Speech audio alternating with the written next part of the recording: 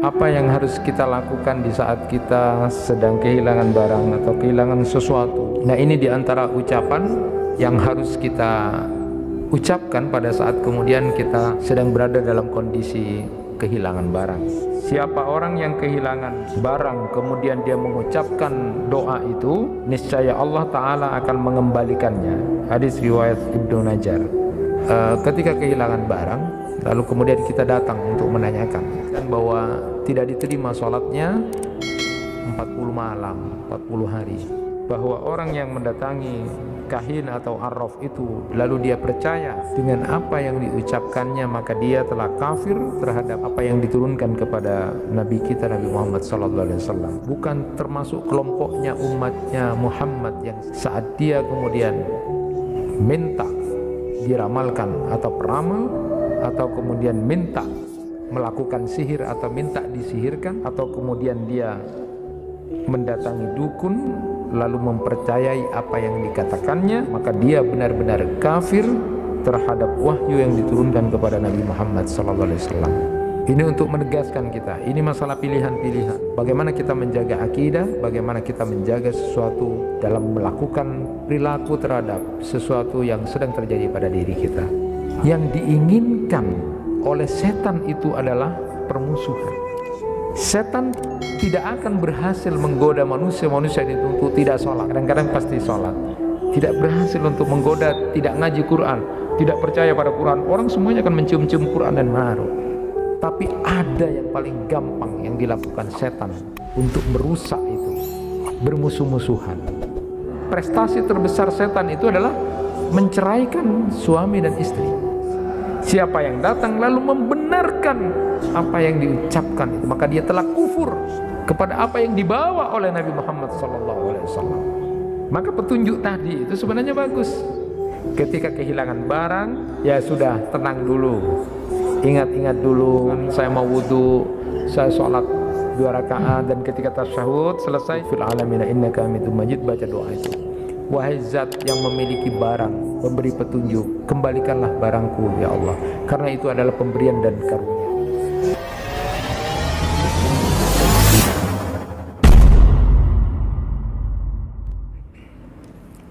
Assalamualaikum warahmatullahi wabarakatuh.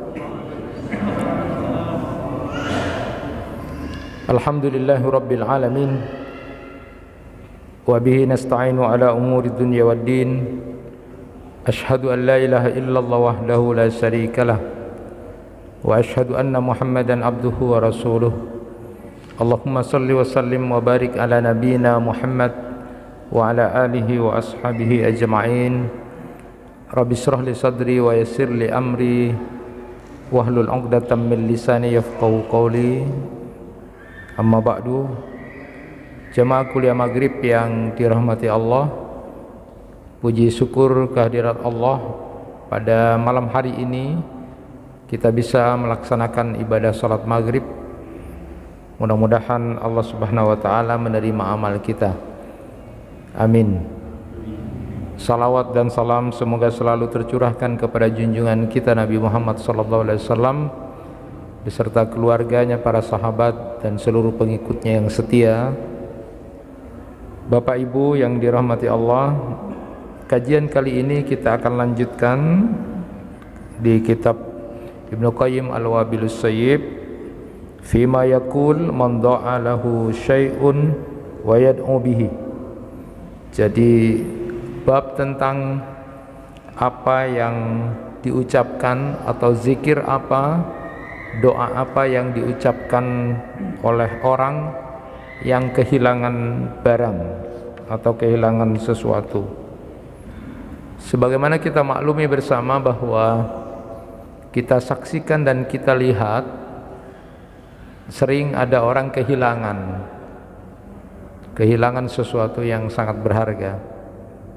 Mungkin kalau kehilangan sesuatu yang biasa tidak ada masalah gitu ya.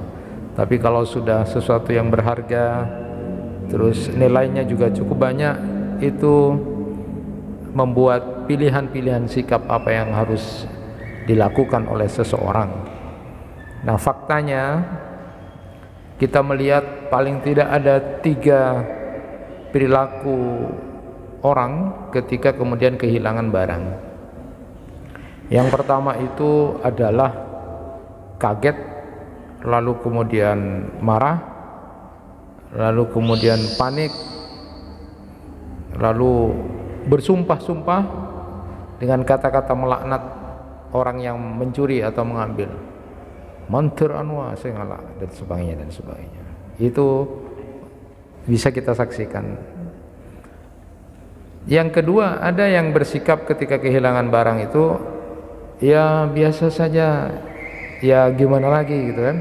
Dia kemudian pasrah, sabar, dia lalu kemudian berwudu, sholat, dan dalam sholatnya lalu kemudian dia berdoa.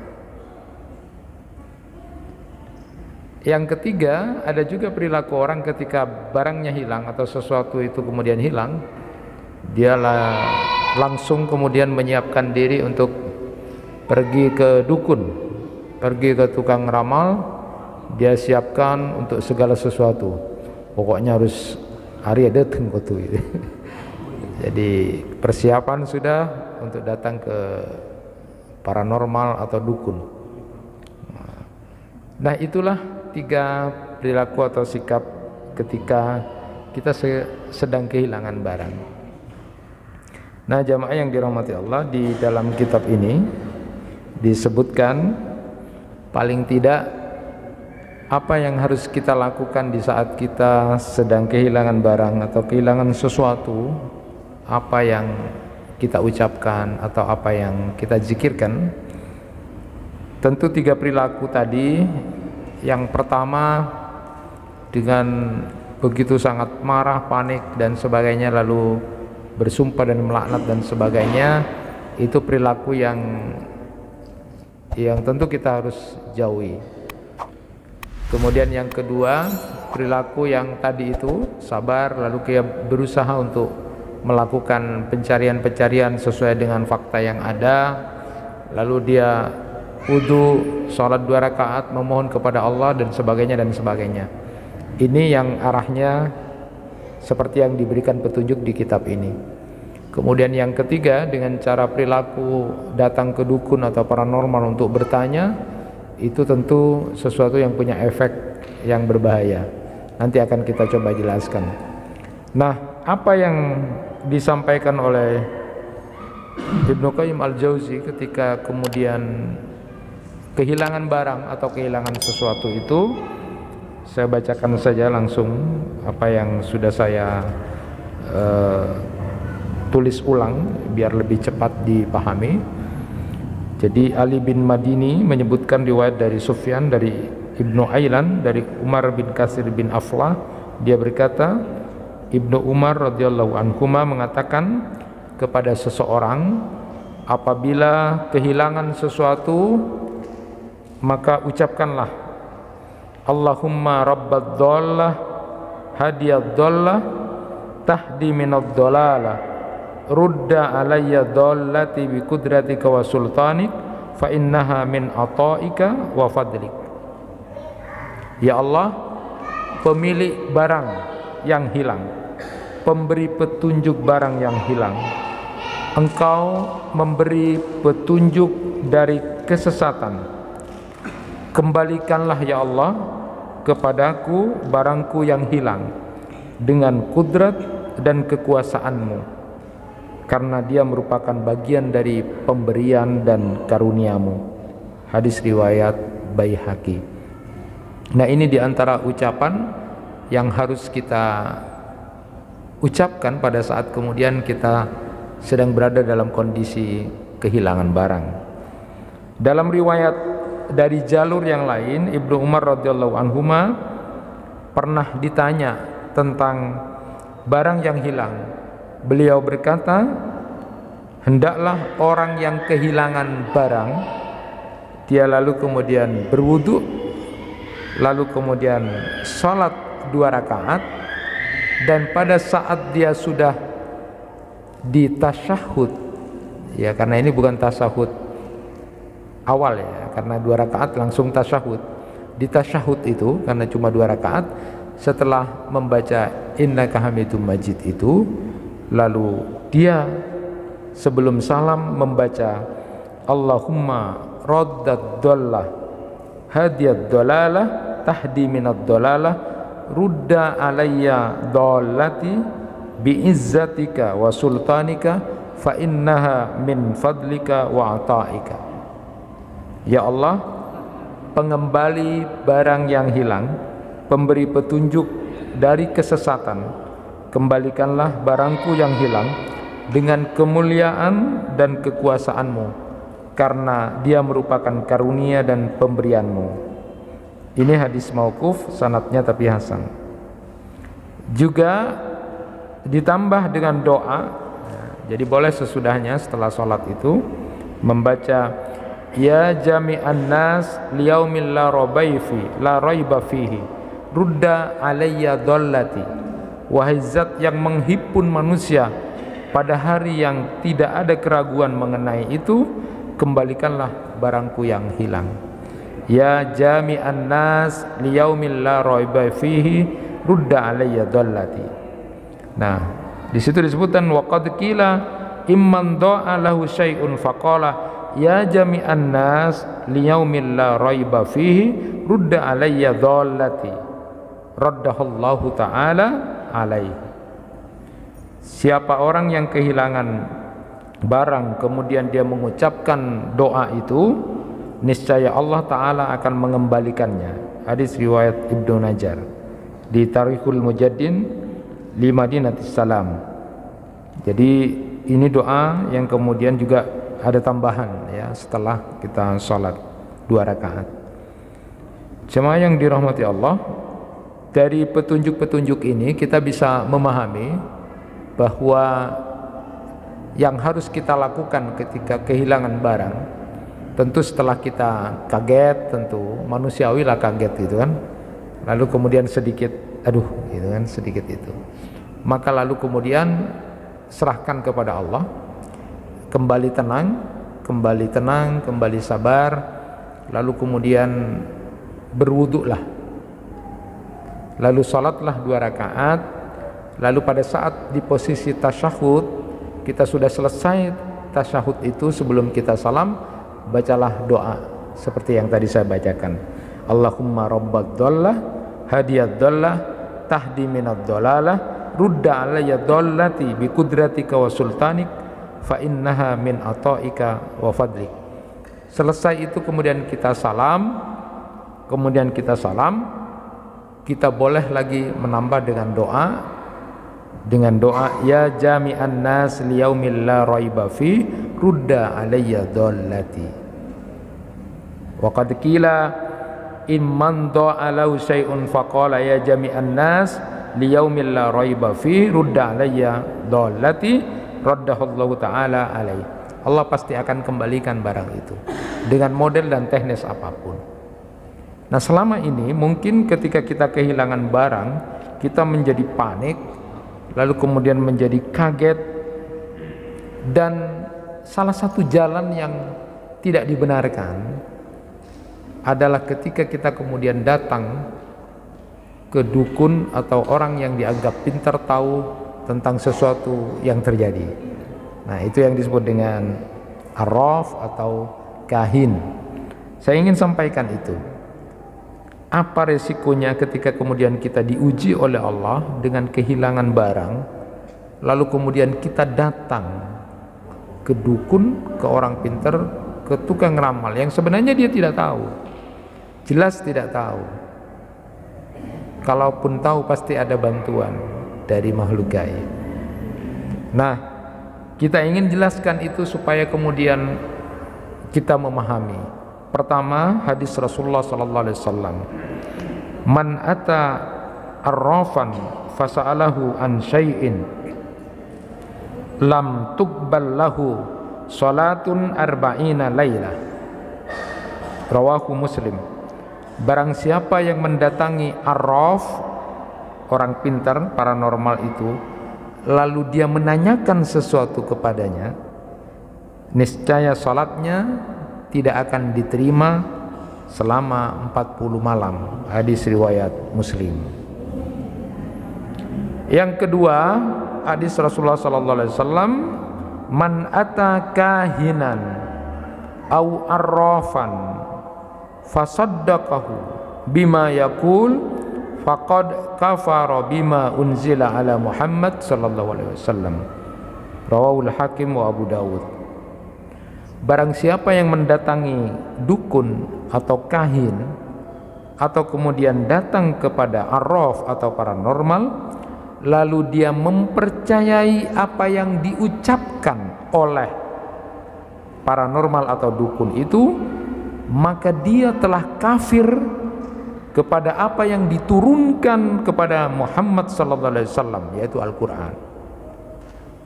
Hadis riwayat Al-Hakim dan Abu Dawud. Berat ya. Yang ketiga, hadis Rasulullah sallallahu alaihi wasallam, laisa minna man tatayyara au tutayyira lahu au takahhana au tukahhina lahu au sahara au suhira lahu wa man ata kahinan fasaddaqahu bima yaqul faqad kafara bima unzila ala Muhammad sallallahu alaihi wasallam. Rawahul Bazzar bi isnadin jayyid. Rasulullah sallallahu alaihi wasallam bersabda, tidak termasuk golongan kami orang-orang yang meramal atau meminta diramal, melakukan praktek perdukunan atau meminta ditanahi dukun, menyihir atau minta disihirkan. Barang siapa yang mendatangi dukun lalu mempercayai apa yang dikatakannya, maka dia benar-benar kafir terhadap wahyu yang diturunkan kepada Muhammad sallallahu alaihi wasallam. Hadis riwayat Al-Bazzar dengan isnad yang bagus. Ada 3 hadis yang saya sampaikan itu, Bapak dan Ibu sekalian, kalau kita melakukan praktek ketika kehilangan barang, lalu kemudian kita datang untuk menanyakan. Tentu yang pertama tadi sudah disebutkan, lam tuqbal lahu salatun arba'ina laila. Di riwayat yang lain arba'ina yauman. Kemudian di situ disebutkan bahwa tidak diterima salatnya 40 malam, 40 hari. Lalu kemudian yang kedua disebutkan bahwa orang yang mendatangi kahin atau arraf itu lalu dia percaya dengan apa yang diucapkannya, maka dia telah kafir terhadap apa yang diturunkan kepada Nabi kita Nabi Muhammad sallallahu alaihi wasallam. Dan tadi yang ketiga disebutkan bukan termasuk golongannya Muhammad, bukan termasuk kelompoknya umatnya Muhammad yang setia, saat dia kemudian minta diramalkan atau peramal, atau kemudian minta melakukan sihir atau minta disihirkan, atau kemudian dia mendatangi dukun lalu mempercayai apa yang dikatakannya, maka dia benar-benar kafir terhadap wahyu yang diturunkan kepada Nabi Muhammad sallallahu alaihi wasallam. Ini untuk menegaskan kita, ini masalah pilihan-pilihan. Bagaimana kita menjaga akidah, bagaimana kita menjaga sesuatu dalam melakukan perilaku terhadap sesuatu yang sedang terjadi pada diri kita. Jemaah yang dirahmati Allah, apa yang dimaksud dengan arraf itu? Pendapat dari Al-Bughawi itu, arraf alladhi yadda'i ma'rifatal umur bimuqaddimat yastadilla biha alal masruq wa bakanid dollah wa nahwa dhalik. Al-arraf itu adalah orang yang mengaku tahu tentang satu urusan dengan menggunakan isyarat-isyarat untuk menunjukkan barang curian atau tempat barang hilang dan semacamnya. Itu disebut dengan arraf. Ibnu Taimiyah menyebutkan al-arraf ismun lil kahin wal munajjim war rammal wa nahwi mimma yatakallamu fi ma'rifatil umuri bihadhihi turuq. Al-arraf adalah sebutan untuk tukang ramal, untuk tukang nujum, peramal nasib, dan yang sebangsanya, yang menyatakan tahu tentang perkara-perkara yang tidak diketahui oleh orang lain dengan cara-cara tertentu. Itu dia Al-Arraf. Dan dalam Syarah Riyadhus Shalihin itu saya tadi kemudian juga ambil dan kemudian catat, kahin yang jamaknya kuhan itu adalah orang yang memberitahukan hal-hal gaib di masa yang akan datang. Seperti dia mengatakan bahwa akan terjadi begini dan begitu nanti, pada hari ini akan terjadi begini, atau berkata engkau nanti akan bahagia pada hari tertentu, engkau nanti akan terkena musibah pada hari tertentu, dan yang semisal dengan itu. Itu adalah arraf atau kahin. Nah, orang-orang yang suka percaya dengan ini, dia datang lalu mempercayai apa yang dia ucapkan, maka 40 malam 40 hari salatnya tidak akan diterima, dan dia termasuk golongan orang-orang yang kufur terhadap apa yang dibawa oleh Nabi Muhammad SAW berupa Al-Quran. Nah, jamaah yang dirahmati Allah,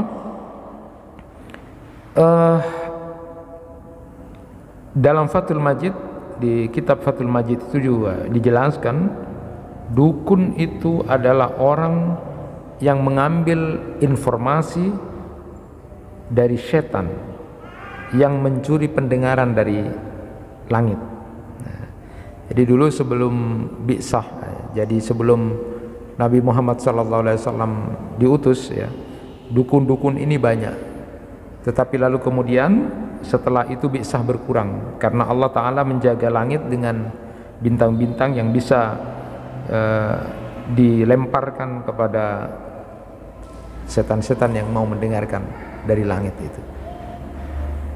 Jadi kalau ada istilah utusan setan itu, ya, kalau Rasul itu adalah utusannya Allah, tapi utusan setan itu adalah kahin ini, atau arraf atau dukun ini. Nah, kebanyakan terjadi pada umat ini adalah apa yang dikabarkan oleh jin kepada pesuruhnya yang berupa manusia, yaitu tadi itu dukun, tentang berita gaib yang terjadi di bumi. Maka orang mengira itu adalah kasyaf, penyingkapan sesuatu yang gaib dari Allah dan karomah. Banyak orang yang tertipu dengan hal ini. Ada hal yang perlu kita ingat, kita ulang lagi tentang masalah ini.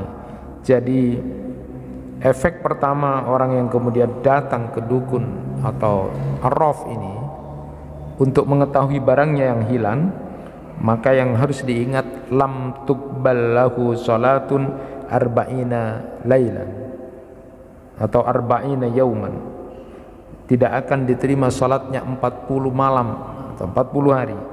Imam An-Nawawi dan ulama lainnya menjelaskan bahwa salatnya itu tidak mendatangkan pahala baginya, meskipun salat itu menggugurkan kewajibannya. Jadi salat yang dia lakukan tidak akan dapat pahala apa-apa, itu cuma menggugurkan kewajiban. Apalagi kemudian berpikir, yang kok dosa lah, tina lah tak apa jangan, kok kalero tak apa jangan mbak pola hari ya. Itu lebih parah lagi gitu. Lebih parah lagi, itu berbahaya kalau mati di tengah-tengah kekufuran itu, mati di tengah-tengah itu, naudzubillah. Ya harus bertaubat, ya. Nah, hadis ini di lafaz ditakwilkan begitu karena para ulama sepakat bahwa orang yang mendatangi paranormal, dukun itu tidak harus mengulangi salatnya selama 40 malam, ya. Sesungguhnya dalam hadis ini adalah larangan keras, dosa besar mendatangi dukun dan sejenisnya. Makanya Imam Al-Qurtubi itu mengatakan wajib bagi orang yang punya wewenang dan kemampuan untuk menyampaikan ini disampaikan di mana saja, ya. Karena ini di zaman modern masih menjadi tren juga, gitu kan. Di zaman modern ini menjadi tren. Siapapun yang mau jadi pejabat, siapapun yang mau begini, lalu datang ke dukun, ya, ke orang-orang yang sebenarnya sholat tidak sholat, gitu kan, ya. Nah, dalam syarah Al-Kabairnya Imam Az-Zahabi itu memang membedakan antara ilmu nujum yang diperbolehkan dan yang diharapkan dengan istilah tasir dan taksir. Jadi tasyir dengan taksir. Jadi yang dibolehkan itu adalah tasyir, ilmu untuk mengetahui tentang musim, misalnya panjang pendeknya waktu, angin, hujan dalam prediksi sains. Karena manusia menggunakannya itu untuk sebuah kemaslahatan, itu dibolehkan. Jadi itu berdasarkan ilmu yang nafi, ya. Sedangkan yang diharamkan itu adalah ilmu nujum untuk mengklaim bahwa itu adalah petunjuk gaib nasib seseorang, bahagia tidaknya seseorang jika bintangnya begini-begini, ya. Harinya ini dengan harinya ini, syarat-syaratnya begini dan sebagainya. Nah, itu karena itu berkolaborasi dengan jin, setan yang lebih banyak dusta daripada benarnya, sesat dan menyesatkan. Jadi makanya kadang-kadang yang diinginkan oleh pemberitahuan jin, ya, setan itu adalah bermusuh-musuhan, menyangka si A.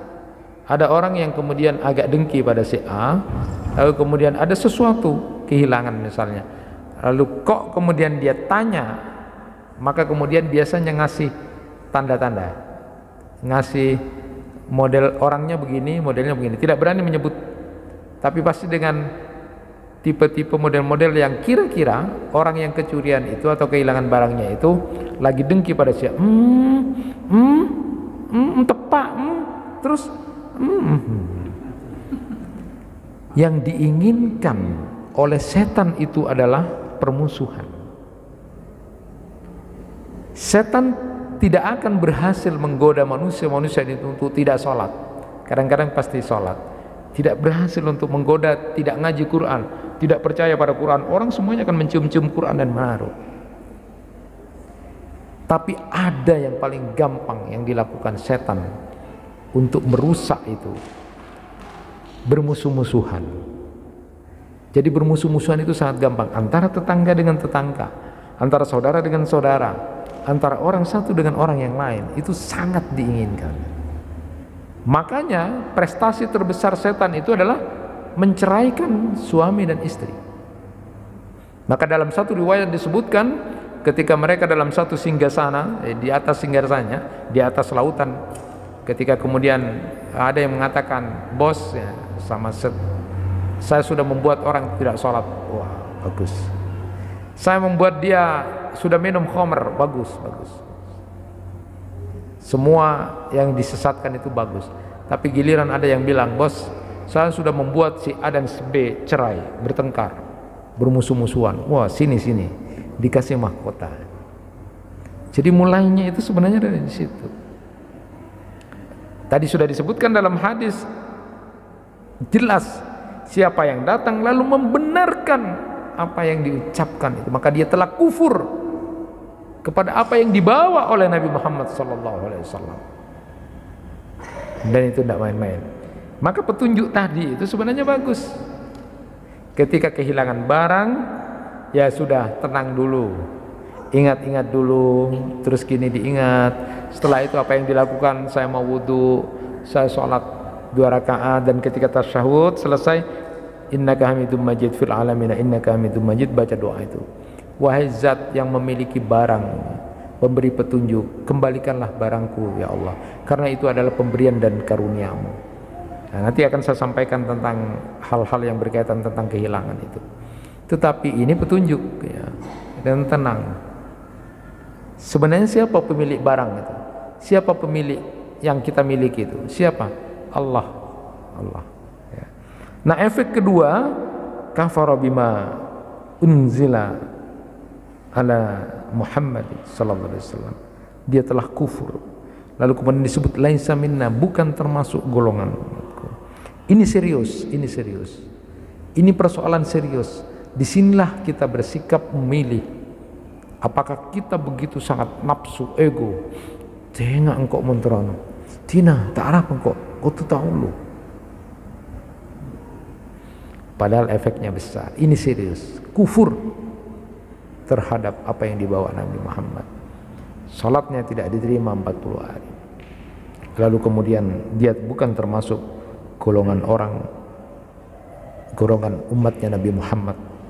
Jadi hati-hati akibat mendatangi arraf ini atau kahin ini, karena punya efek yang luar biasa. Jamaah yang dirahmati Allah, saya ingin menyampaikan begini. Peristiwa kehilangan itu sebenarnya adalah bagian dari musibah yang Allah kehendaki sebagai sebuah ujian. Bisa jadi juga teguran Allah.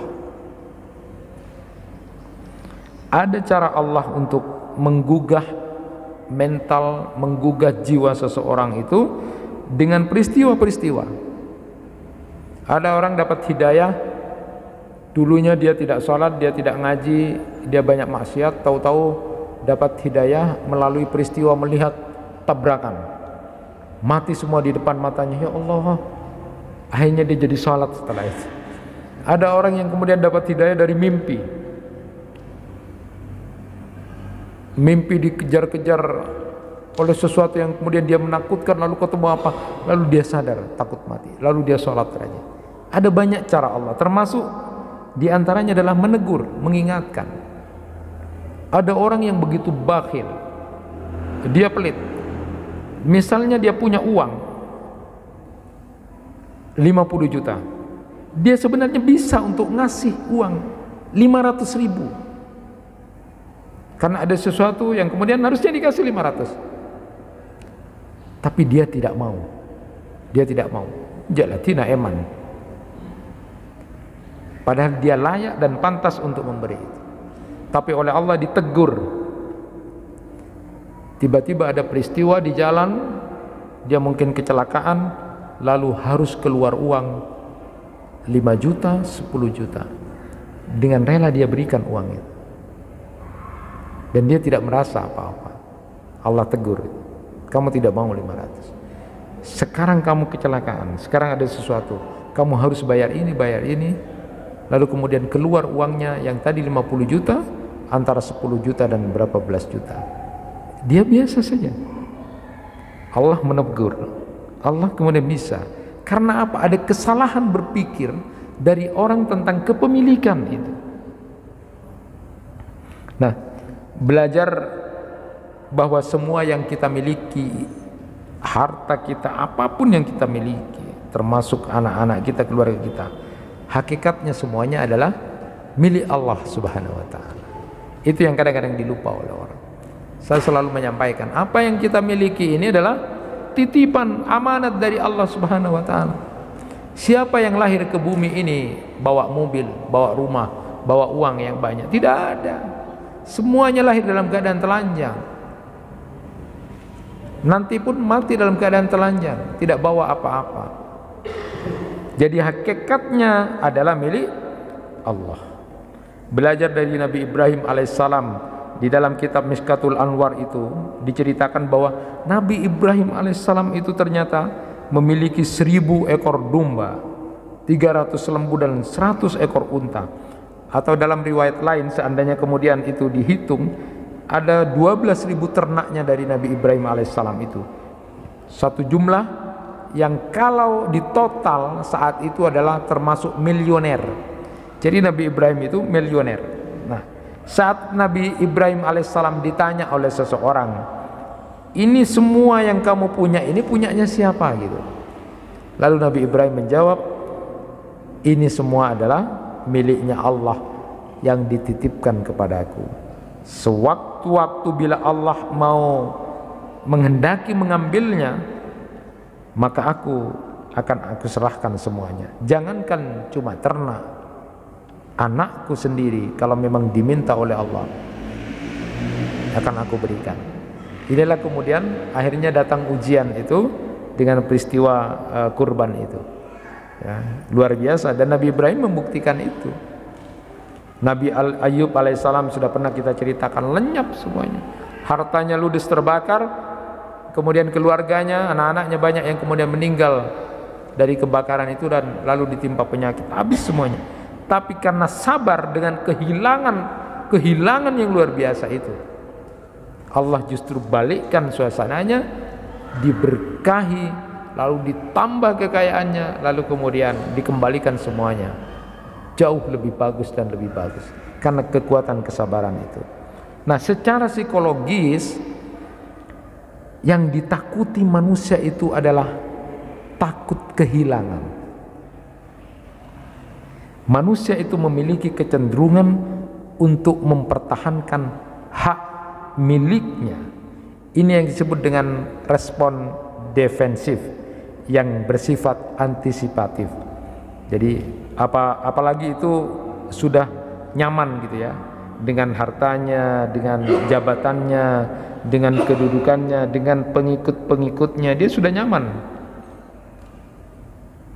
Tapi kalau ada yang mau mengganggu, maka dia, karena takut kehilangan tadi, maka dia pasti akan marah, pasti dia akan berusaha untuk mencoba untuk kemudian mempertahankan apa yang dia miliki. Dan kalau ada orang yang terus menggoda, mengganggu supaya kemudian hilang, maka akan muncul yang namanya di amigdala otaknya itu adalah emosi, karena dia cemas. Karena apabila kemudian dia terus digoda dan diganggu, pasti dia akan emosi dengan nyamannya itu. Dan orang yang kemudian tidak dikendalikan tentang pemahaman istikhlaf namanya, pemahaman tentang kepemilikan apa yang kita punyai itu, bahwa itu bukan milik kita sesungguhnya, tetapi hakikatnya adalah milik Allah, supaya kita kemudian ingat siapa diri kita itu.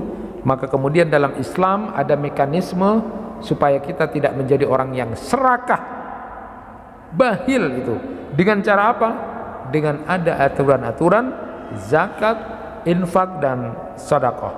Karena itu adalah bagian-bagian untuk mengingatkan kita. Dan ketika kemudian harta kita atau yang kita miliki itu sesungguhnya, nah, karena Bani Adam itu, kata Rasulullah SAW, selalu kemudian hartaku, hartaku. Padahal kalau mengingat harta itu cuma ada 3 saja.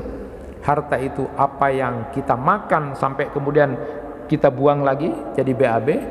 Yang kita miliki itu kan cuma yang kita makan, kita minum habis sudah dibuang. Lalu yang kita pakai ini dari dulu sampai sekarang, sampai kemudian usang, lalu kemudian kadang-kadang diberikan orang lain atau kemudian robek. Dan yang ketiga adalah harta yang kita infakkan, dan itulah harta kita yang sesungguhnya. Selebihnya jadi harta warisan. Berusaha apapun, sebanyak apapun adalah jadi warisan. Maka tinggal kita memilih di antara 3 harta itu, kita pakai lalu kemudian kita buang, yang kita makan minum itu, lalu kemudian yang ketiga adalah apa yang kemudian kita taruh di bank-bank akhirat itu. Bank-bank akhirat itu ya, sumbangan-sumbangan, infak, tidak ada orang yang tahu kita bantu ini, itu adalah harta kita yang sesungguhnya. Selebihnya dari itu adalah harta warisan saja, tinggal kita yang memilih. Nah, walaupun diatur demikian, sudah diatur tentang zakat, infak, sedekah, manusia tetap memiliki yang namanya mental barrier. Mental barrier itu adalah mental kepemilikan dan takut kehilangan, yang ini akan membawa dampak yang luar biasa, di mana orang ini akan menjadi bakhil dan menjadi serakah. Nah, jamaah yang dirahmati Allah, otak akan mengalami kesadaran itu bila memahami fungsi dari harta, kesadaran jiwa.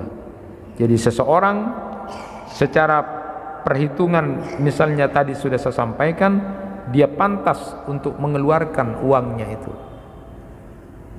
tapi karena dia bakhil, dia takut kehilangan, maka lalu Allah ambil tegur 10 kali lipat, ternyata dia kehilangan apa yang kemudian sesuatu yang dia anggap pertahankan. Hati-hati, jangan-jangan peristiwa-peristiwa kehilangan ini juga merupakan teguran dari Allah Subhanahu wa Ta'ala. Apalagi sudah ditegur oleh Allah, jalan yang dia tempuh salah lagi, datang kepada tempat untuk menanyakan sesuatu yang sebenarnya tidak diberikan oleh ajaran agama, karena punya efek besar, datang untuk mengetahui dengan jalan pergi ke dukun, pergi ke paranormal untuk menanyakan, dan ketika dia membenarkan apa yang disampaikan itu, lalu dia punya efek yang luar biasa. Jamaah yang dirahmati Allah, riwayat tentang kehilangan ini sebenarnya perlu kita belajar dari apa yang terjadi pada para sahabat, ya. Pertama saya ingin sampaikan riwayat yang sudah masyhur tentang peristiwa kesabaran Abu Talha dan keluarganya itu. Jauh kehilangannya ini adalah kehilangan anak, tetapi luar biasanya kesabaran dari Abu Talha itu luar biasa. Riwayat yang sudah kita pahami, Abu Talha itu punya anak sakit. Intinya ketika ditinggal oleh Abu Talha, anak yang sakit ini oleh istrinya atau keluarganya kemudian dirawat, tetapi kemudian belum Abu Talha datang, ternyata anak ini meninggal dunia. Ada banyak hikmah dari cerita ini. Ketika Abu Talha pulang, lalu ditanya, bagaimana keadaan anak kita? Rupa-rupanya istrinya ini adalah istri yang luar biasa, luar biasa, sabarnya luar biasa, pinternya luar biasa. Sampai ditanya oleh suaminya, bagaimana kabar anak kita? Karena tahu ketika ditinggal dalam keadaan sakit. Lalu kemudian istrinya menjawab, anak kita sudah tenang, semoga dia bisa beristirahat dengan baik. Dikira oleh Abu Talha ini, ya maksudnya tinalah mau cungo, sudah tenang kok, enak. Istrinya ini lalu kemudian melayani Abu Talha seperti fresh, tenang. Hebat istri seperti ini, ya.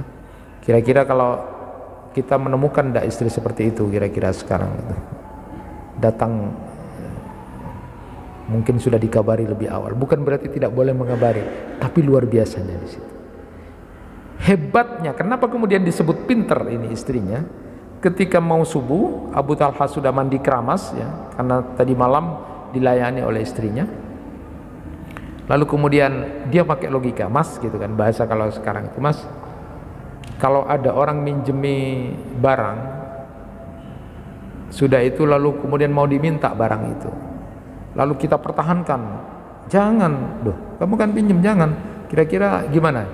Oh jangan, tidak baik, ya kembalikan sama yang minjemin itu, gitu. Lalu kemudian dia mengatakan, mas, anak kita diambil sudah sama Allah. Oh kaget, innalillahi wa inna ilaihi raji'un. Pinter itu istrinya. Abu Talha karena sudah mau subuh itu, sudah adzan, datang salat jamaah subuh bersama. Lalu kemudian ketika bertemu dengan Rasulullah SAW, kemudian bercerita tentang kejadian yang dia sendiri ketika masih ke subuhan itu masih kaget itu. Ya Allah, masih kaget. Cerita apa yang kemudian didoakan oleh Rasulullah, barakallahu lakum, semoga tadi malam itu apa yang kamu lakukan, kesabaran yang kamu lakukan bersama istrimu, menerima kematian anakmu itu, Allah akan berkahi.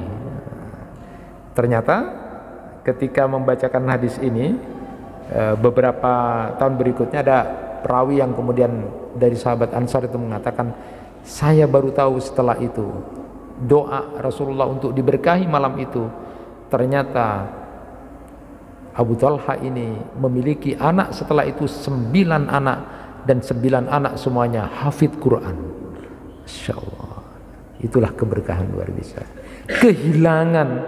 Kehilangan lalu kemudian sabarnya luar biasa. Itu bukan cuma barang, itu adalah anak yang disayang. Kesabaran yang luar biasa. Pokoknya orang yang sabar kehilangan, jangankan barang, sampai anak pun dia kemudian diganti oleh Allah 9 anak yang hafal Quran. Insyaallah. Itulah malam yang diberkahi. Ini tergantung kepada sikap suami dan istri juga. Banyak pelajaran yang bisa kita ambil dari pelajaran itu. Ketika kita kehilangan lalu bersabar, lalu kemudian meminta kepada Allah. Dalam satu riwayat disebutkan, saat Allah Subhanahu wa taala bertanya kepada malaikat ketika ada orang tua yang memiliki anak meninggal dunia, apa yang dia katakan setelah dicabut? Dia mengatakan, ya Allah, inna lillahi wa inna ilaihi raji'un. Dia mengatakan kalimat istirja. Maka nanti sediakan orang tua yang kemudian sabar anaknya dia panggil itu dengan rumah di surga yang bernama Baitul Hamdi. Khusus perumahannya, istananya orang-orang yang kemudian dia bersabar saat kemudian anaknya diambil oleh Allah, kehilangan anak. Atau kemudian orang ini punya kebiasaan selalu memanajemen dirinya setiap hari dalam keadaan alhamdulillah, alhamdulillah, alhamdulillah. Dalam keadaan baik dia alhamdulillah. Alladzi bi ni'mati tatimmus shalihat. Kemudian dalam keadaan tidak baik pun dia mengatakan alhamdulillah ala kulli halin. Setiap orang yang memanajemen dirinya dengan kalimat-kalimat hamdalah, bersyukur kepada Allah, bertahmid kepada Allah, maka orang ini nanti akan diberikan khusus istana, perumahan yang bernama Baitul Hamdi. Karena dia bersabar dengan kehilangannya itu. Nanti pasti diganti. Mungkin doa kita untuk minta ganti ya Allah barang kami yang hilang, barang kami yang ini itu adalah karunia. Mungkin Allah tidak langsung mengembalikan barang itu, tapi diganti dengan rezeki yang lain yang jauh lebih hebat. Karena kita bersabar dan mencari jalan yang benar saat kita diuji oleh Allah, tidak dengan jalan kesesatan tadi itu.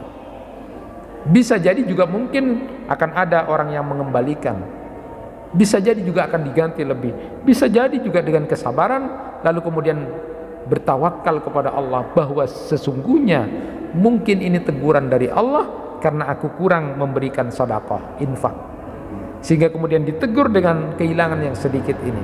Ternyata sakit, betapa kemudian aku harus merubah sikapku. Banyak jalan ketika kita kehilangan barang atau kehilangan sesuatu dengan jalan melakukan hal-hal yang kemudian dibenarkan di dalam ajaran agama, dan jauh dari kemudian bersumpah-sumpah melaknat-laknat orang yang kemudian mencuri, lalu kemudian apalagi melakukan tindakan datang ke dukun atau paranormal, yang itu semuanya akan berakibat yang tidak baik pada kehidupan kita. Na'udzubillah min dzalik. Mengakhiri kajian kita kali ini, jamaah yang dirahmati Allah, saya ingin sampaikan sedikit cerita yang luar biasa tapi singkat, yaitu tentang penjual dan pembeli guci emas sebuah tanah. Ini riwayatnya luar biasa dan ini sudah masyhur dan jarang orang bisa mendapatkan seperti ini. Seorang penjual tanah menjual tanahnya, sebidang tanah. Lalu pembeli itu ketika sudah memiliki apa yang dia beli dari penjual tanah ini, tiba-tiba saat dia akan membangun rumahnya, ditemukan di dalam tanah itu guci emas besar. Hebat ini Pak. Ini dua orang yang luar biasa waraknya kepada Allah. Yang membeli tanah itu loh, nemu guci emas itu, mau dikembalikan sama yang menjual. Ini ada guci emas, aku tidak membeli guci emas dari kamu, tapi aku membeli tanahmu. Hebatnya lagi yang menjual tanah itu lalu kemudian mengatakan, aku sudah menjual tanahku itu dan semua yang ada di tanahku itu, ambil kamu saja. Ini kan orang jarang-jarang zaman sekarang Pak, jarang-jarang. Kalau yang ada itu rebutan mau memiliki guci emas itu. Kalau zaman sekarang ini semua akan berebut untuk memiliki guci emas. Tadi mungkin yang menjual, aku cuma menjual tanah itu punya aku, lupa. Tapi nanti yang membeli, loh kan sudah aku beli. Lah kalau ini terbalik, sama-sama tidak mau. Tidak ada orang seperti ini, warok. Dan itu dalam hadisnya sahih itu, dan menjadi kisah-kisah utama untuk kita menjadi orang yang warok, tidak serakah dengan harta itu. Lalu keduanya karena sama-sama baik ini terus gimana terus? Pada tak gelem gitu kan? Pada tak gelem. Akhirnya kemudian datang ke hakim. Ada orang ditanya ini gimana? Hakimnya ini cerdas langsung. Pian di anak, ya. Apa? Laki. Pian? Engki kau lendi anak begini. Pakabin. Biayana kucing emas dah jual, pak biaya kabin. Selesai kan? Itu luar biasa. Karena dua orang ini sama-sama hebat. sama-sama hebat. Tapi kalau coba sama-sama berebut itu, oh mak mikir ya Pak Kabin anaknya itu atau kar itu kan.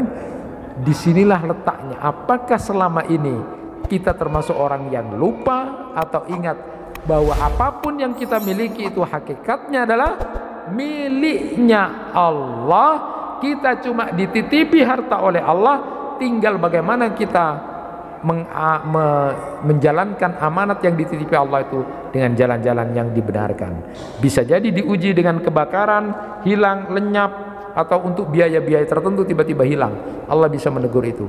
Kalau itu memang milik Allah, kenapa kita harus risau? Toh kita juga lahir dalam keadaan tidak punya apa-apa, dan nanti kita akan kembali kepada Allah.